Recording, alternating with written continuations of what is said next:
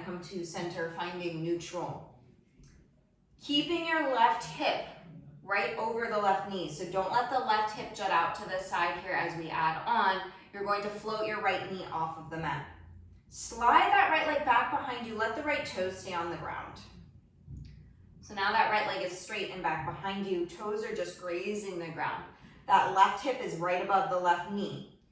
On your exhale, float that right leg up. Try to do pure hip movement so the spine stays the same. And then inhale, lower the leg back down. So exhale, floating the leg up, squeezing those glutes and hamstrings. Don't let the back change shape. And then inhale down. So keep going here at your own pace. Back of the neck is long. Arms are straight but not hyperextended. That left hip is over the left knee. So we're finding that pure hip movement. So noticing if your back wants to move. If your back is moving, then you're going too far. Make it smaller. Next time your leg is lifted, go ahead and pause, hold there. Opposite arm, left arm reaches forward. Feel your supporting limbs hugging towards each other as those floating limbs pull apart.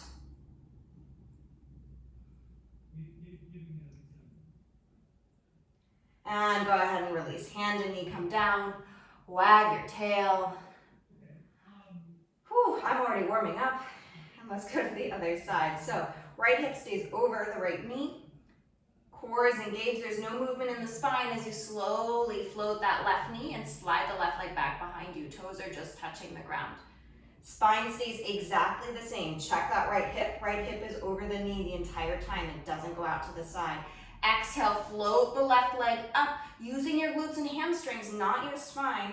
Inhale, leg lowers down. Exhale as you lift. Inhale as you lower. Keep going. Imagine that leg is super heavy. So the heavier you imagine it to be, the harder this will be. So it's really up to you. Think about the back of the neck as well. The back of the neck is long. You're looking probably towards the front of your mat, or I would say 6 inches ahead of your fingertips.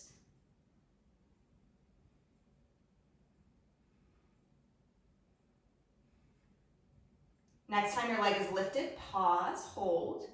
Opposite arm, right arm reaches forward. Supporting limbs hug towards each other. Floating limbs pull apart. That right hip is above the right knee. Rib cage is integrated into the rest of the body. One more deep breath. And release. Hand and knee come down. Take some big circles here with your hips. You can let that spine go. You can let the head and neck go. Make it feel good.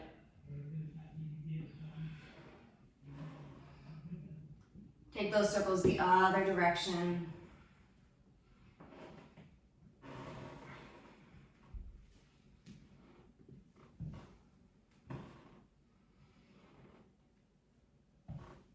Okay, and then back to center.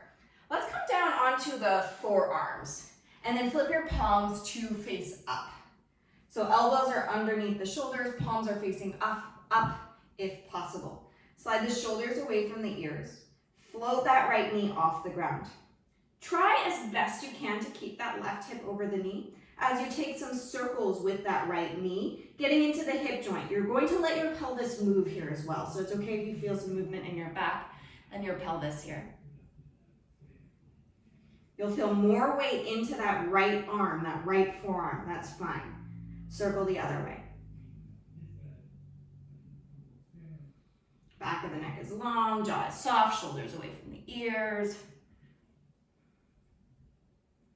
And we'll switch legs. So right knee comes down, pause for a moment. Palms are still flipped if possible, elbows under the shoulders. Float the left knee. Big circles with that left knee getting into the hip, but allow your spine and pelvis to move as needed. Put more weight into that left forearm. That'll make your core work harder, and you'll feel your shoulders too probably, as well as that hip that's moving around. Circle the other way.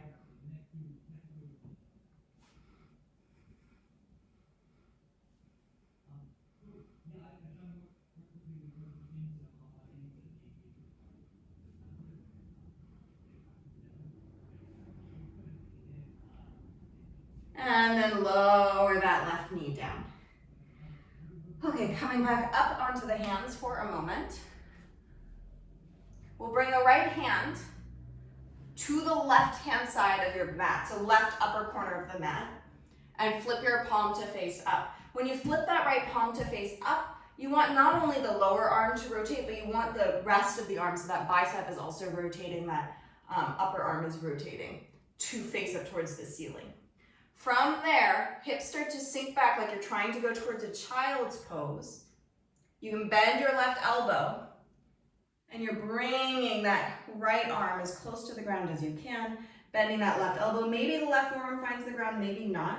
You're pressing those hips back towards child's pose, but then biasing slightly to the right. So if that right arm is crossed forward to the left-hand corner of the mat, so right arm crosses to the left-hand corner of the mat, the hips are going back and slightly to the right.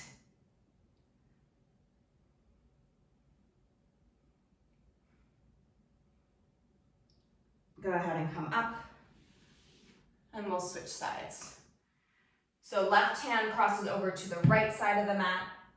Flip the palm to face up. Make sure that rotation's happening in the entire arm, not just the forearm. And then hips go back. Hips go not just back, but slightly to the left. So you're creating a nice stretch here along that left side of the back, into the side body, into the shoulder. Depends on where you have tightness. You want to find that nice rotation so that the soft part of the elbow is facing up to the ceiling.